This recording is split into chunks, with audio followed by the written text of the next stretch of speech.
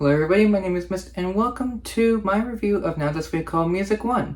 For this series, I'll be going through a Now album, talking about all the songs from it, and what better way to start off with the first mainline album. This album was released on October 27, 1998, and is the first mainline installment of the series. 3 of the 17 songs featured hit number 1 on the Billboard Hot 100, and the album itself peaked at number 10 on the Billboard 200. The series originally started in the UK to later appear in the US with this album. How does this album hold up? Well, let's see. This song is from Janet Jackson's 6th studio album, The Velvet Rope. Originally written as a ballad, the track was rearranged as an up-tempo dance song. Jackson was inspired to write the song by her own private discovery of losing a friend to AIDS, as well as by a piece of fan mail she received from a young boy in England who had lost his father. As for my personal feelings on the song, it's a nice start but not one of my favorites. Part of it may be because I don't like house music, but as an opening track, it is well done and being one of the biggest songs of the year, has a huge legacy. And now on to another huge artist. I don't care. This song was on the Backstreet Boys' first studio album in the US and second studio album worldwide. From what I found, this song lyrically describes the reciprocity of a relationship. This was my first introduction to the band, and while there are better songs by them, this is still a really solid song. I can hear similarities with this song and other songs they released around this time, as they all have a lighthearted sound to it, but I and other bands can still tell the similarities between songs, and this one is really great. Now let's get out of pop and into rock, starting with... This is one of the darkest songs I have ever heard. Tony Scalzo was inspired to write the song after reading about the disappearance of an elderly couple who were found dead in their car many miles away from their intended destination. The song's lyrics revolve around a couple who decide to leave their lives behind by going out driving without telling their children about their plans. Their car breaks down during the trip and they continue on foot. The chorus expresses the idea that the couple are achieving happiness by losing touch with the world, even though they may never see their home again. The beginning of the song features a radio scanning through FM stations. Most of the content heard is advertisements, and at one point the radio tunes in while Foolish Games by Jewel is playing. I love dark songs, so it is no surprise that this is one of my favorites. Alternative rock is one of my favorite genres, and though this is one of 2 Fastball songs I've heard, it's a great standout. Now let's look at a one-hit wonder. This song was written according to Evan Suit as a response to the Seattle music scene of the 1990s and its effect on mainstream culture. The title of the song was inspired by the 1930 Marx Brothers film Animal Crackers, which features a line of dialogue about the pulsing fad of the 1920s. The band was inspired to spell sitter as Sitta by the Pavement song Fame Thwoa and the NWA album Straight Outta Compton. This song I am kinda mixed on. I don't necessarily have a good or bad opinion about it. At worst, it's just forgettable, but on the topic of forgettable songs, this is the one song on this album I can never remember without listening to it again. There's a lot of background to this song that would take too much time to get through, but I will say that the lyrics provide a female-first perspective on relationships, whether it's as friends or romantic partners. I like the message of the song, but as someone who has never been a fan of Spice Girls or R&B music, I can't get behind it. Maybe if it was produced differently, I would have a different opinion, but as it is, I don't like it. But if you want an example of R&B music I do like, this is not my favorite song from the duo, but it is still a great song regardless. JoJo wrote the song using his daughter as inspiration. This was originally written for a female artist from a different label. Who the female artist was, I don't know. But after writing the song, JoJo liked the song so much he decided to keep it. I can tell why this is their most successful single, as it is a beautiful song. Admittedly, hearing other songs from them, it's easy to see similarities between this and the other singles, but that doesn't take away from how good this song is. And while we're still talking about R&B, if you have never heard of this group before, I don't blame you. However, they are not a one-hit wonder, as they did have one single before this one. Shanae Lewis wrote the song after splitting up with a boyfriend, but the music conveyed the impression that all would be well. There was a bit of controversy with the song I won't get into, however I can say this is decent at best. Granted, this is my only experience with All Saints and I don't know their other songs, This does go back to why I don't like R&B much, but this is still a decent song. We'll go back to R&B soon, but going back to rock for a second.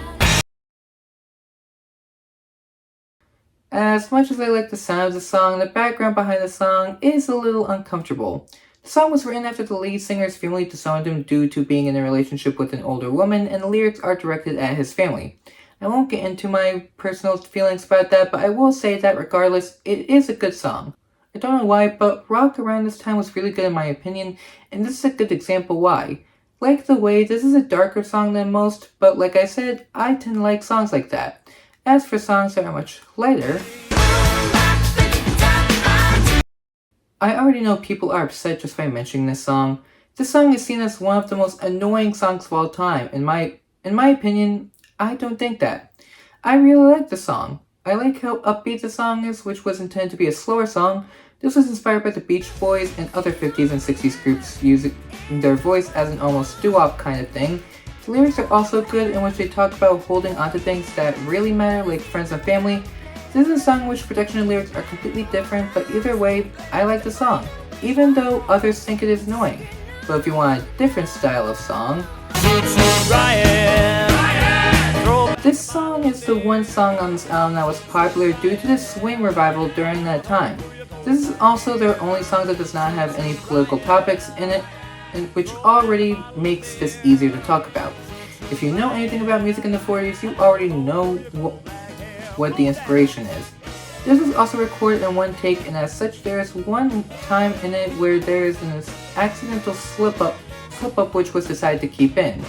I do like the song, and it is very different from songs that we listen to. Yes, music evolves, but this is a genre you don't usually see much of.